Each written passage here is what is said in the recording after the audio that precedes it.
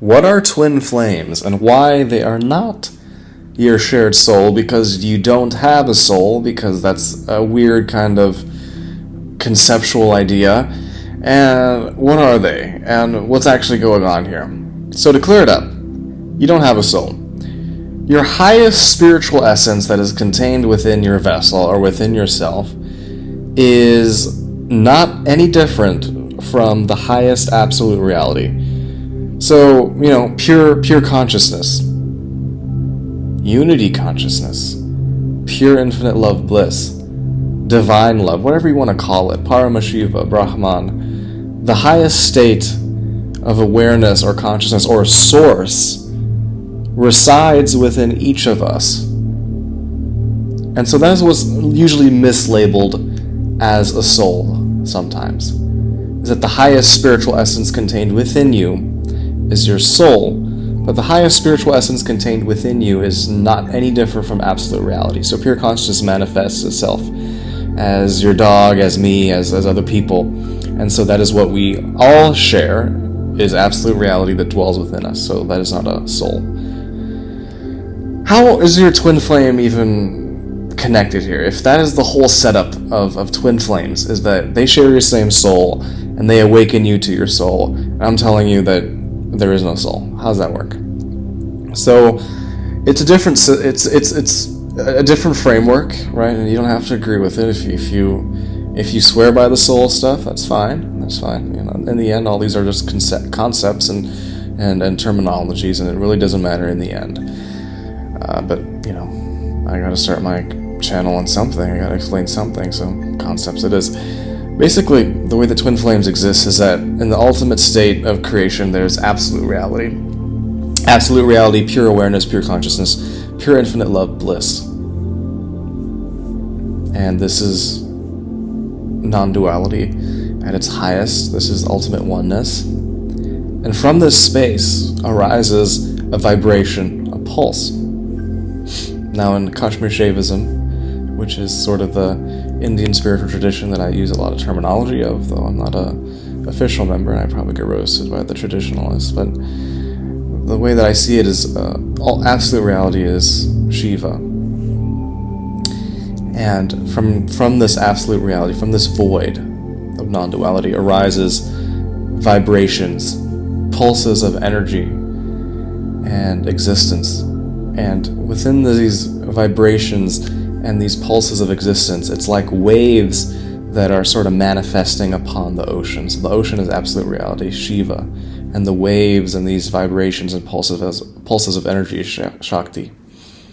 And so you and your twin exist as a wave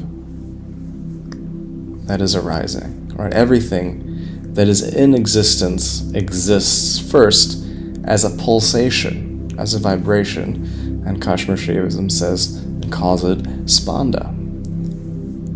So the way that I have experienced it in the ultimate state is that twin flames share the same wave.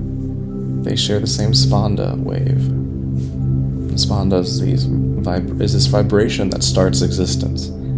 So you and your twin are birthed essentially within this wave. I hear people saying, isn't that the same thing? That sounds like a soul, Amon. That's kind of how I thought of a soul, and that's fine if you describe that as soul, whatever, right? I think a more accurate term is as a vibration of spanda, as a wave of spanda. That's how you and your twin flame exist in the highest state, and in oneness, right? And then from this state, what happens is now finally we're starting to get into another level of existence, which is where the twins start to appear separate. And this is the causal body, and the causal body is the seeds, the blueprint of what will manifest in your many lifetimes and how your dynamics with people will unfold. And so this is kind of where the main system of recognition happens. It's coded here.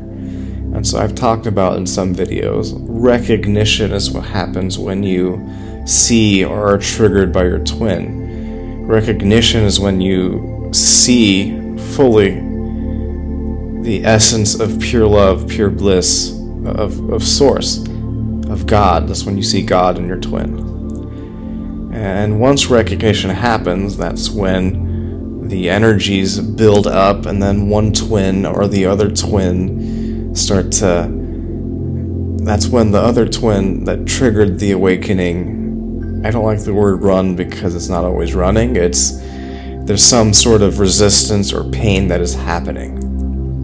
And so that whole dynamic, that whole energetic system and dynamic of your twin is set up in the causal body. That's where it's said, okay, this is the catalyst twin, as I say in other videos, is going to trigger the secret twin. And then the secret twin has to align to what? Absolute reality, pure consciousness, pure bliss, pure love. Maybe not fully, but partly, right? For some it's different. Some go fully, some go halfway, some go a little, right? But the whole idea is that you have to align to that.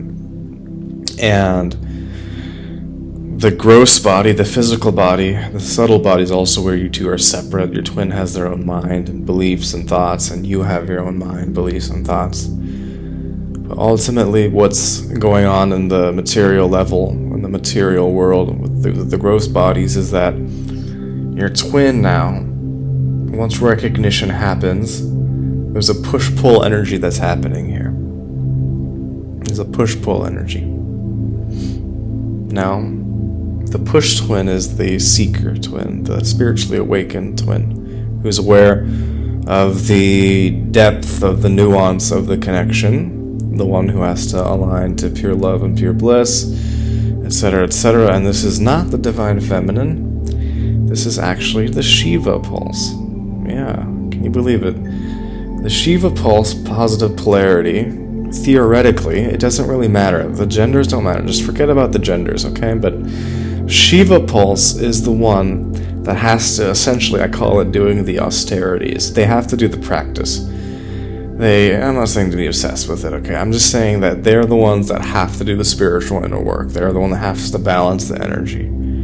The Shakti twin, remember, Shakti is the energetic dynamic force. So the Shakti twin's only job is to stir shit up when the energy is misbalanced. They stir things up. They cause chaos. They're the more material-based twins, and I don't mean that as in they're shallow or superficial. They could be spiritual. It's just that they're typically not going to be as in depth with understanding the connection as the Shiva pulse, as the push twin, and typically they're gonna freaking pull away energetically if the push twin is in balance and like essentially pushing their love onto them, trying to seek something from them, trying to get love and fulfillment through the physical form of the pole twin.